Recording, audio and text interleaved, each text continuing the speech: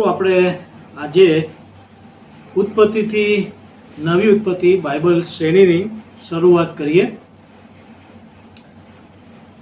અને આજે આપણે ઉત્પત્તિનું પુસ્તક એનો 8મો અધ્યાય અને 20મી કલમ.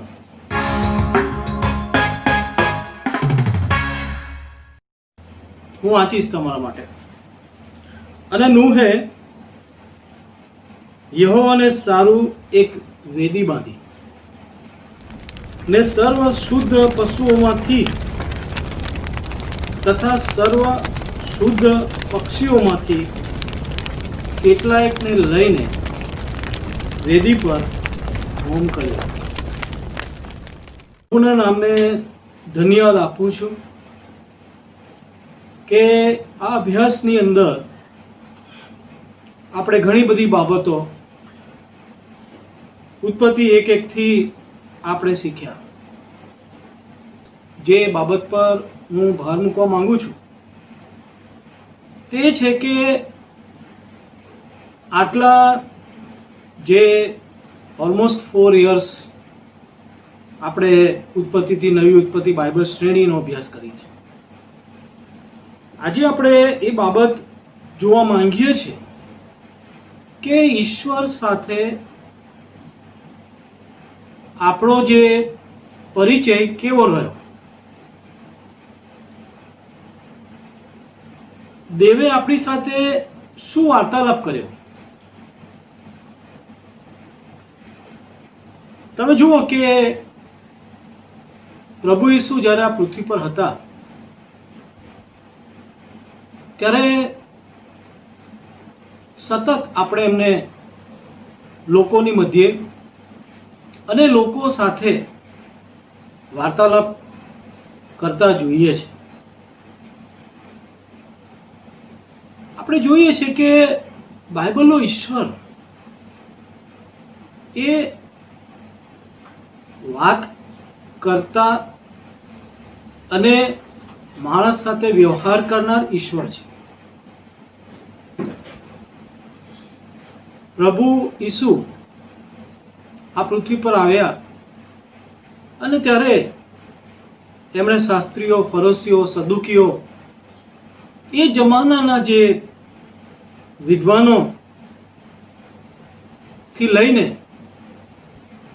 સમૃદ્ધની સ્ત્રી જેવી વ્યક્તિ કે જે એકલતામાં પોતાના પતિત જીવનમાં જીવતી હતી, તેની સાથે પ્રભુ ઈસુનો વાર્તાલાપ.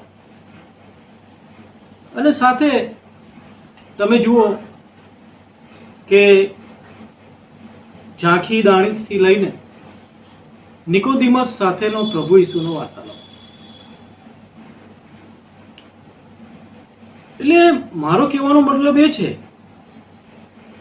કે આ દિવસોમાં જ્યારે આપણે આટલા વર્ષથી આ અભ્યાસ જ્યારે કરી રહ્યા છીએ તો આપણે પ્રભુનો પરિચય કેવો થયો અને આપણી સાથે પ્રભુએ શું વાર્તાલાપ કર્યો.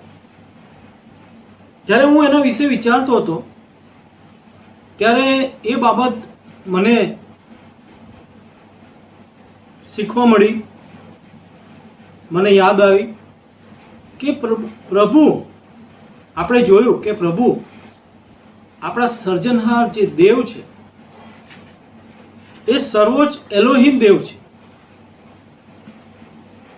એ આપણને ઉત્પત્તિ 1:1 અંદર આપણને નિહાળ્યું, આપણે જોવા મળ્યું. આપણે આટલા મહાન જે સર્વોચ્ચ ઈશ્વર છે એની ઓળખ આપણને મળી. જે આકાશ અને પૃથ્વીનો ઉત્પન્ન કરતા છે એની ઓળખ આપણને મળી. અને એટલું જ નહીં, પણ આપણે જોયું કે એ જે ઈશ્વર છે એને વ્યક્તિગત રીતે નામથી પણ આપણે ઓળખતા થયા. આપણે ઉત્પત્તિ 2 અધ્યાય ને 4 કલમમાં જે દિવસમાં યહોવા દેવે, ત્યાંથી તમે ઈશ્વરનું જે વ્યક્તિગત જે નામ આપણે જોવા મળે છે. એટલે એ બાબત બી આપણે જોઈ. તમે જુઓ કે બાઇબલનો જે ઈશ્વર છે એની એક વિશિષ્ટ ઓળખ આપણને એદનવાડીમાં મળી કે ઈશ્વરે માણસને બનાવ્યું અને એદનવાડીમાં મૂક્યું અને ત્યાં માણસ એ ઈશ્વરની સાથે વાત કરતો. એટલે કેટલી બધી ગજબની વાતો આપણે એ ઈશ્વર સંબંધી શીખીએ છીએ. અને હવે જ્યારે માણસે પાપ કર્યું,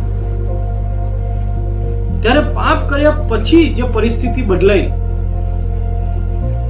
અને ત્યારે પણ આપણે ચોથા અધ્યાયમાં જોઈએ છે કે માણસનો ઈશ્વર સાથેનો જે સંબંધ છે અને ઈશ્વરનો માણસ સાથેનો જે સંબંધ જે છે એમાં આપણને અર્પણની વાત જોવા મળી. એટલે હાબેલ અર્પણ લઈને ગયો અને એનું અર્પણ માન્ય થયું, પણ હાબેલ જે છે એને એના ભાઈ કાઈને મારી નાખ્યો. અને ત્યાર પછીથી તમે જુઓ કે પરિસ્થિતિ બહુ જ કહેવાય કે દુઃખદ અને નિરાશાજનક લાગી.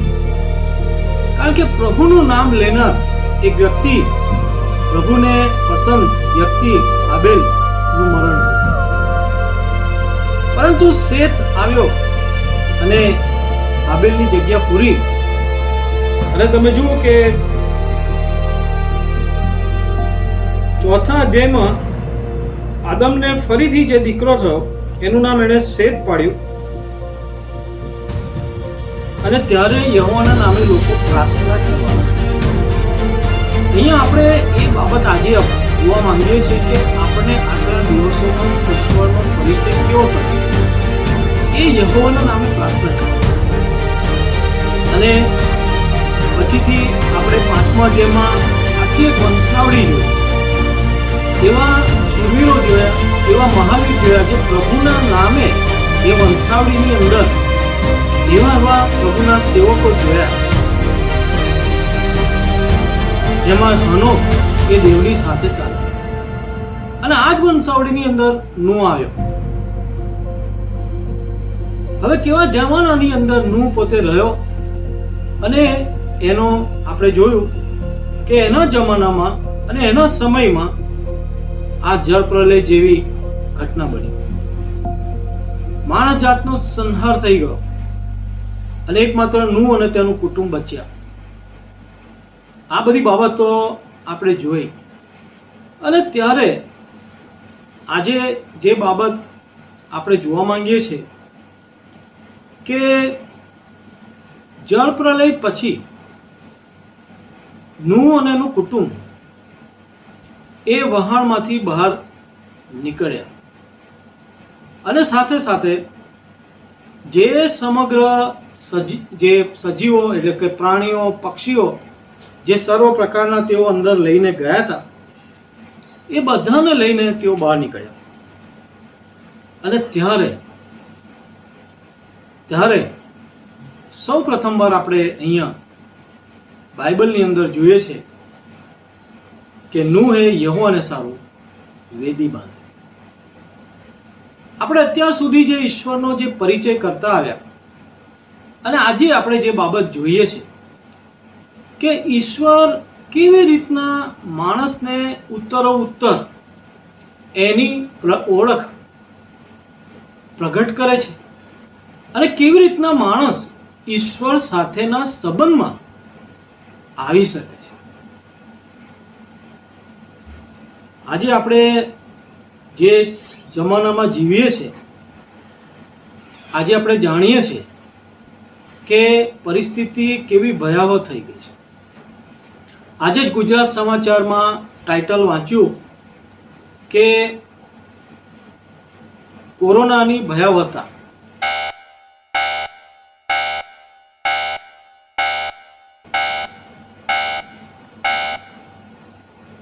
એક જ દિવસમાં 24 કલાકની અંદર અત્યાર સુધીમાં સૌથી વધારે 21,000 કેસ ની નોંધ કરવામાં આવી છે. અને ખરેખર આ આંકડો જે જોઈએ તો દિન પ્રતિદિન એ વધી રહ્યો છે. મારી નજર ટીવીના એક ન્યૂઝ પર પડી અને એમાં લખ્યું હતું કે 19 મે 1 લાખ કેસ હતા. 19 મે 2020 1 લાખ કેસ હતા અને 27મી જૂને 5 લાખ કેસ થઈ ગયા. અત્યારે જ્યારે આપણે આ વાત કરીએ છીએ ત્યારે 5 લાખ કેસ થયા. હવે તમે જુઓ કે પાછળની વાતનો ઉલ્લેખ કરું તો 13મી એપ્રિલે 8,000 કેસ હતા, 8,356. એ 13મી એપ્રિલ, મે અને જૂન, આજે 29મી જૂને 5,41,000 આપણા દેશમાં સંક્રમિત કેસ છે અને વિશ્વમાં 5 લાખ લોકો મરણ પામ્યા છે. હું આ એટલા માટે કહું છું કે આજની પરિસ્થિતિ જે છે એ પરિસ્થિતિ બહુ ગંભીર છે અને આ જે પરિસ્થિતિની અંદર આપણે લોકોએ આ સમયમાં શું કરવું જોઈએ, શું કરી શકીએ. બહુ દુઃખની વાત ઘણી જોવા મળે છે કે અમેરિકાની અંદર ન્યૂઝમાં જોયું કે આ દિવસોમાં લોકોએ કે છે કે બોટ પાર્ટી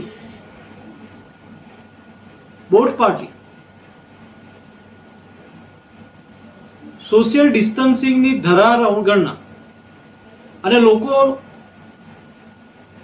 દરિયા કિનારે બોટમાં બેસીને એ લોકોને બધી બોટ પાર્ટી કરતા જોયા. સરકાર લોકોને સમજાવી રહી છે પણ લોકો સમજવા તૈયાર નથી. આપણે જોઈએ છે કે નૂના સમયમાં લોકો ખાતા પીતા પરણતા પરણાવતા હતા અને એ સમયે જળપ્રલય આવીને તાણી ગયો. આજે તમે જુઓ કે હજુ પણ લોકો સુધરતા નથી અને હજુ પણ લોકો એ એમની જે ખાતા પીતા એની જે આખી જે જીવનશૈલી છે એ જીવનશૈલીમાં હજુ પણ કોઈ ફેરફાર થતો નથી. આજની જે પરિસ્થિતિ જે છે એ ખરેખર બહુ ગંભીર છે. તમે જુઓ કે આપણે ભારતની સરહદ પર અત્યારે જે પરિસ્થિતિ છે, આજે જ પેપરમાં વાંચ્યું કે યુદ્ધના ભણકાર. આપણો પડોશી દેશ ચીન સાથે, નેપાળ સાથે કે પાકિસ્તાન સાથે આજની જે પરિસ્થિતિ છે એ ખરેખર બહુ સંવેદનશીલ છે. કેટલીક બાબત હું તમારા ધ્યાન પર લાવવા માંગુ છું કે આપણે કેવા સમયમાં જીવી રહ્યા છીએ અને કેવી પરિસ્થિતિ છે. વિશ્વભરમાં છેલ્લા એક અઠવાડિયામાં 147 ભૂકંપ થઈ ગયા છે, 4 થી વધારે રિક્ટર સ્કેલ.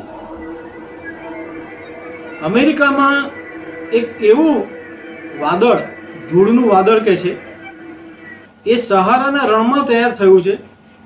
એ ધૂળનું વાદળ 5,600 કિલોમીટરના વિસ્તાર સુધી ફેલાયેલું છે અને એ વાદળ 8,000 કિલોમીટર છેક અમેરિકા સુધી પહોંચી જાય છે. હવે આ બધી બાબતો ખરેખર બહુ જ આપણે આ સમાચારો જ્યારે આપણે વાંચીએ છીએ, કદી 50 વર્ષમાં કદી કહે છે કે આવું જોવામાં નથી આવ્યું, આટલું મોટું વાદળ કેવી રીતે સર્જાયું.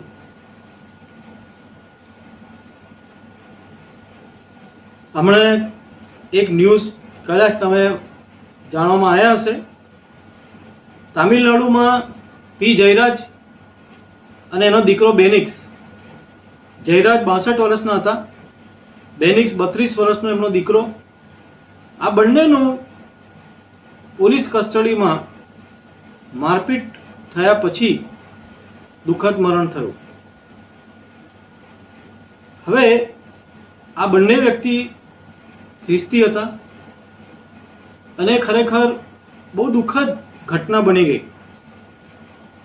આ બધી જે બાબતો છે એ બધી બાબતો અત્યારે આપણું ધ્યાન ઈશ્વર જે આપણા સર્જનહાર છે એના તરફ દોરે છે. અને નૂહના વહાણ વિશે જ્યારે આપણે અભ્યાસ કર્યો, કેવી અદ્ભુત રીતે પ્રભુએ નૂહનો બચાવ કર્યો, એ બાબત શું બતાવે છે? નૂહનો ઈશ્વર સાથેનો સતત જે સંબંધ છે. નૂહ કઈ આમ જ દેવની દ્રષ્ટિમાં કૃપા નતો પામ્યો, પણ એ જમાનામાં એ કેવી રીતના સતત દેવની સાથે ચાલ્યો, એનું વિશ્વાસુપણું તમે જુઓ, એનું ન્યાયપણું જુઓ. એ જમાનામાં એ 3 બાબત એના વિશે આપણે જોયેલી કે એ ન્યાયી માણસ હતો, એ સીધો માણસ હતો અને એ દેવની સાથે ચાલતો હતો. અને એનો બચાવ થયો, એના કુટુંબનો બચાવ થયો. હવે તમે જુઓ કે આ જે જળ પ્રલય પછી જે પરિસ્થિતિ હતી, જ્યારે લોકો વહાણમાંથી બહાર નીકળ્યા અને એ લોકોનો બચાવ થયો હતો, ખુશી હતી, એ બધી બાબતો હતી, પણ બહાર જે પરિસ્થિતિ હતી એ કેવી ભયંકર પરિસ્થિતિ હતી. તમે વિચાર કરો, સામાન્ય એક પૂર આવે ને પૂર પૂરું થાય ને જાય પછીથી જે કઈ પરિસ્થિતિ હોય છે, કાદવના થર જામી ગયા હોય છે અને મળદા જે છે આમથી તેમ બધે પડેલા હોય છે, આવી ભયંકર પરિસ્થિતિ. અને આ તો આખા વિશ્વનો, આખી પૃથ્વી પર જળ પ્રલયથી વિનાશ થયેલો. અને એક જ કુટુંબ એમાંથી બચ્યું અને એ લોકો બહારની બહાર નીકળ્યા. અને ત્યારે તમે જુઓ કે આ એક વિષમ પરિસ્થિતિ, બહુ ગમગીની, બહુ દુઃખદ, બહુ ભયંકર એ વાતાવરણની અંદર નૂહ જે છે એને જોયું, એને અનુભવ્યું, એને પાપની જે પરિસ્થિતિ, જે ભયાવતા, એનું પરિણામ, આ બધી બાબતોનો એ આંખે દેખ્યો અહેવાલ, આ એનો સાક્ષી, એને બધું જોયું હતું. અને ત્યારે તમે જુઓ કે નૂહ એ સૌ પ્રથમ વાર આપણે બાઇબલમાં એનો ઉલ્લેખ જોઈએ છે. વેદી, આ વેદીનો ઉલ્લેખ આપણે જોઈએ છે કે નૂહે વેદી બાંધી. હવે આ વેદી શા માટે નૂહે બાંધી? તમે જુઓ કે જે પરિસ્થિતિ સર્જાઈ એ બધી બાબતો નૂહે જોઈ અને ત્યારે હવે ઘણો મોટો પડકાર, એક નવા જીવનની શરૂઆત. ક્યાં રહેવું, ક્યાં ઘર બાંધવું, ક્યાંથી શરૂઆત કરવી, એમના માટે બહુ મોટો પડકાર હશે. આજે જે પરિસ્થિતિમાં, જે વિશ્વમાં આપણે જીવીએ છીએ, અને ત્યારે આપણને પ્રભુ આ ખાસ વચન દ્વારા આજે પ્રભુ આપણને પડકાર આપે છે કે નૂહ જે છે એણે આ સમયે વેદી બાંધી. અને એટલે તમે જુઓ કે વેદી એ શું પ્રગટ કરે છે? આવા મહાન ઈશ્વર જે છે, પવિત્ર જે ઈશ્વર છે, એની સમક્ષતામાં મનુષ્ય કેવી રીતે જઈ શકે? નૂહ અહીંયા એક બહુ જ અદ્ભુત પરંપરા, એના દર્શન આપણને પ્રગટ કરે છે. નૂહે બહુ ગજબની એક પરંપરા જે છે એ અહીંયા આપણને શીખાડી. અને સમગ્ર બાઇબલમાં પછી ત્યારબાદ આપણે જોઈએ છે કે ઇબ્રાહિમે વેદી બાંધી, ઈસાકે વેદી બાંધી, યાકૂબે વેદી બાંધી, દાઉદે વેદી બાંધી, સુલેમાને વેદી બાંધી. અને આ વેદી જે છે પરંપરા આપણી સમક્ષ મૂકે છે, એક પડકાર આપણી સમક્ષ મૂકે છે કે જે તે સમય ને જે તે પરિસ્થિતિ, વિષમ પરિસ્થિતિઓમાં એ પ્રભુના સેવકોએ વેદી બાંધી. અને આજે આપણને પ્રભુ એ વેદી તરફ આપણું ધ્યાન દોરી રહ્યા છે. આપણને પ્રભુ એ વેદી બાંધવા માટે પડકાર આપી રહ્યા છે કે આજે કોરોના મહામારીમાં જગતમાં જે કઈ પરિસ્થિતિ છે, કોઈ આશા નથી. લોકો આજે એનો ઉકેલ શોધી રહ્યા છે. જગતની પાસે કોઈ એનો ઉકેલ નથી. અને ત્યારે આ પરિસ્થિતિની અંદર પ્રભુ આપણું ધ્યાન વેદી તરફ દોરે છે. આપણે વેદી બાંધીએ.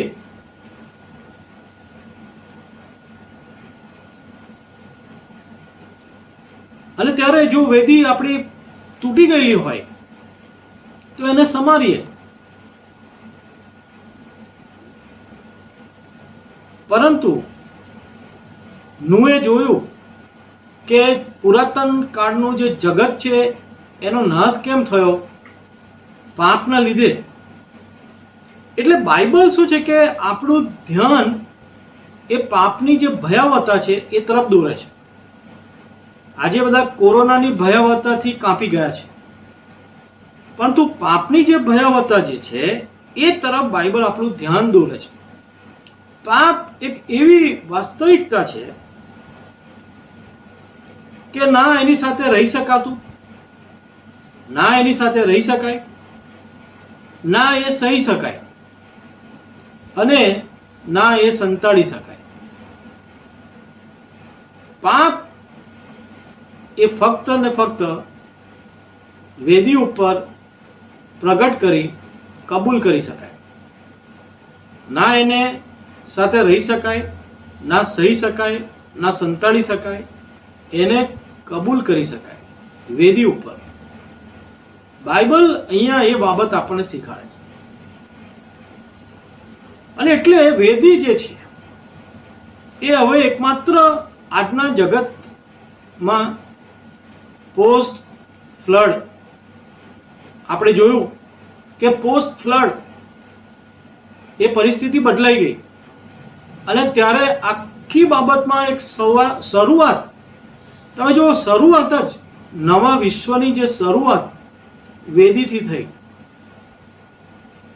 નુએ સૌથી પહેલા એને ના પોતાનું ઘર બાંધ્યું, ના એને નગર બાંધ્યું,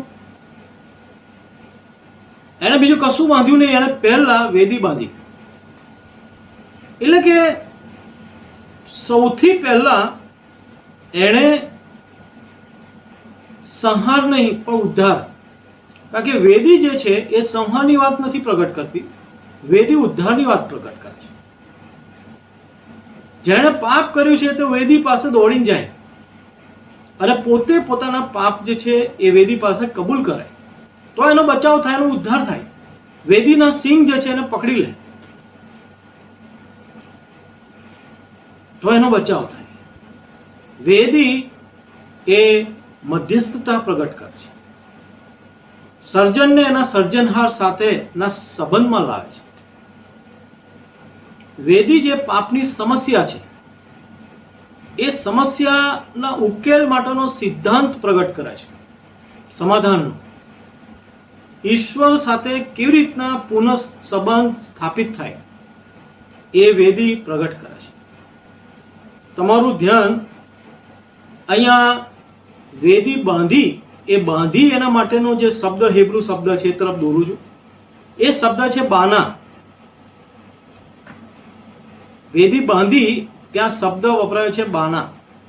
હવે તમે યાદ કરો કે બાના શબ્દ ક્યાં વપરાયો હતો પહેલા? બાના શબ્દ જ્યારે ઈશ્વરે સ્ત્રીને બનાવી ત્યારે બાના શબ્દ વપરાય.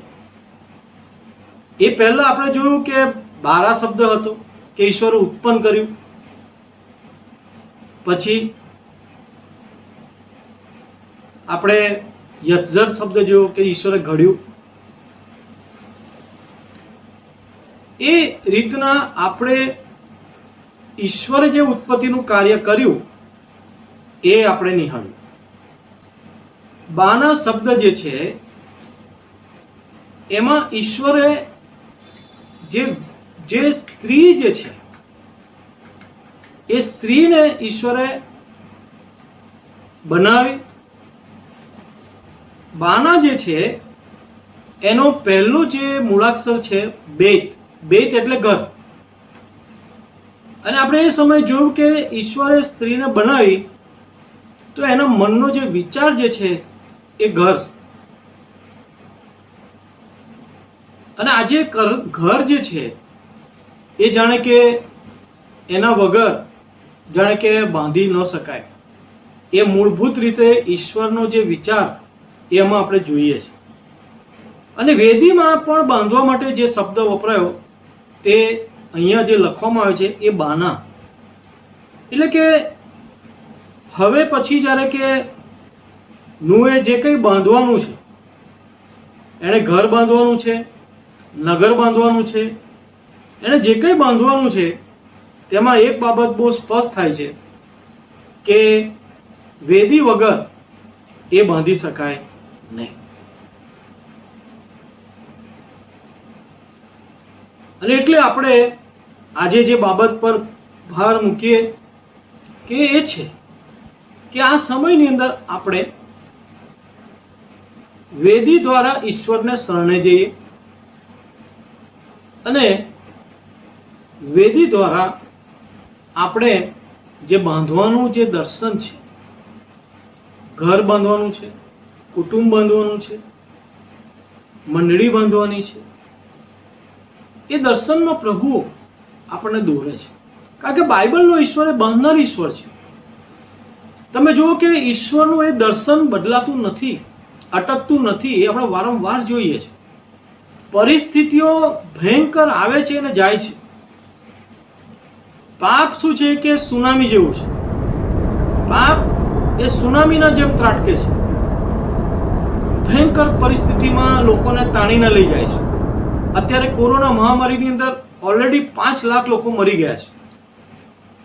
અને આ તો સત્તાવાર રીતે જાહેર થયેલો આંકડો છે. બિન સત્તાવાર કેટલા હશે વી ડોન્ટ નો. તો પાપ જે છે સુનામીના જેવું છે અને સમયાંતરે ઘણી બધી રીતના માણસનો નાશ થાય છે. કોરોના તો એક ખાલી એક આ રોગ છે, પણ બીજી બધી ઘણી રીતે પાપમાં મનુષ્ય જે છે નાશમાં જાય છે. અને એટલા માટે આ બધી જે પરિસ્થિતિની અંદર પ્રભુ અહીંયા જે બાબત તરફ આપણું ધ્યાન દોરે છે કે નૂહે વેદી શા માટે બાંધી.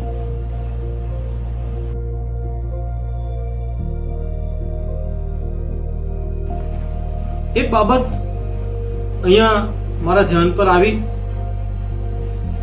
અને એની અંદર લખ્યું હતું કે એણે વેદી એટલે બાંધી કે એનો વંશવેલો જે છે, એનું ઘર જે છે, એનું કુટુંબ જે છે એ ચાલુ રહે. માણસ જાતનો વંશવેલો ખરેખર કેવી રીતના ચાલુ રહેશે? જ્યાં સુધી વેદી હશે. એક માણસ હતો ખાલી નૂહ, એના લીધે આખી માણસ જાત નો બચાવ થયો. બાકી તો બધાનો નાશ થયો. એકમાત્ર નૂહ જે એવો માણસ હતો કે એના લીધે આખી જે માણસ જાત એનામાંથી જ આવી. પછીથી નૂહ અને તેના 3 દીકરા. અને એટલે તમે વિચાર કરો કે પાપ કેટલી ભયંકર પરિસ્થિતિ લાવી શકે છે અને વેદી આ પરિસ્થિતિમાં કેવી રીતના મધ્યસ્થતા કરે છે. અને એટલે આજે વેદી બહુ જ પ્રતિકાત્મક રીતે, બહુ સૂચક રીતે આ કોરોના મહામારીમાં આપણું ધ્યાન એ પ્રભુને શરણે જવા માટે દોરે છે. જે ભયંકરતા છે એમાં પ્રભુ આપણું રક્ષણ કરે, પ્રભુ આપણને એ વેદી પાસે લઈ જાય. અને એ વેદી એ તો પ્રભુ ઈસુ ખ્રિસ્ત ના વધસ્તંભની વેદી છે. એ વેદી જે છે એ વેદી જે ઊભી કરવામાં આવી છે કે જેના ઉપર બલિદાન આપવામાં આવ્યું. તમે જુઓ કે જૂના કરારની અંદર આપણે જે બલિદાનની વાત જોઈએ છે અને અહીંયા પણ જે વેદી છે એ વેદી પર જે બલિદાન આપવાની વાત છે એ કેવું બલિદાન છે? શું લખ્યું છે? સર્વ શુદ્ધ પશુઓમાંથી અને સર્વ શુદ્ધ પક્ષીઓમાંથી. વેદી એ શુદ્ધતાનું પ્રતીક છે. ઈશ્વર પવિત્ર છે અને પવિત્ર ઈશ્વરની પાસે વેદી વગર મનુષ્ય જઈ શકતો નથી. વેદી દ્વારા પ્રભુ આપણને તેડું આપે છે. પ્રભુ ઈસુની વેદી, વધસ્તંભની વેદી, એની પાસે આપણે જઈએ એ શુદ્ધતાનું પ્રતીક છે. તમે જુઓ કે નિર્ગમન 20:24-26 એમાં પ્રભુ એવું કહે છે કે વેદી એવા ઘડેલા પથ્થરથી બાંધી નહીં રખે ને તે અશુદ્ધ થાય. પ્રભુની વેદી એ શુદ્ધતાનું પ્રતીક છે અને એ પ્રભુની પાસે જો જવું છે, આ પરિસ્થિતિમાં પાપમાંથી જો બચવું છે, તો આ શુદ્ધતાની વેદી જે છે, પ્રાયશ્ચિતની વેદી જે છે, પસ્તાવાની જે વેદી જે છે, પાપોની માફીની જે વેદી છે, એની પાસે જવું જ રહ્યું. અને ત્યારે પ્રભુ આપણને બચાવશે, આપણો ઉદ્ધાર કરશે, તારણ આપશે. પ્રભુ સંહાર નહીં પણ ઉદ્ધાર કરવા માંગે છે. અને એટલે આપણને પ્રભુ ઈસુની વેદી પાસે આજે પ્રભુ પોતે તેડું આપે છે. પ્રભુ આપણા દરેકની સહાયતા કરે કે આ દિવસોમાં નૂએ જે વેદી બાંધી આપણને પણ પ્રભુ એ વેદી બાંધવા માટે ઘરમાં પ્રાર્થનાની વેદી બાંધવા પ્રભુ કૃપા આપે. પ્રભુ દરેકને આ કોરોનાની મહામારીમાંથી, પાપની મહામારીમાંથી બચાવે. એ માટે વેદી પાસે આપણે મધ્યસ્થી કરીએ, પ્રાર્થના કરીએ. आए हैं हम तेरे चरणों में, लेकर हम स्तुति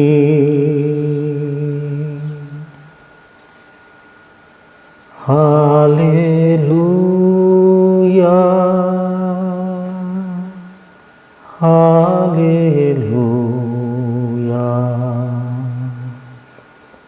हालेलुया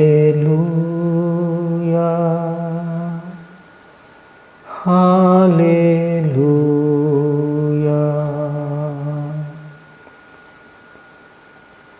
प्यारे मसीहा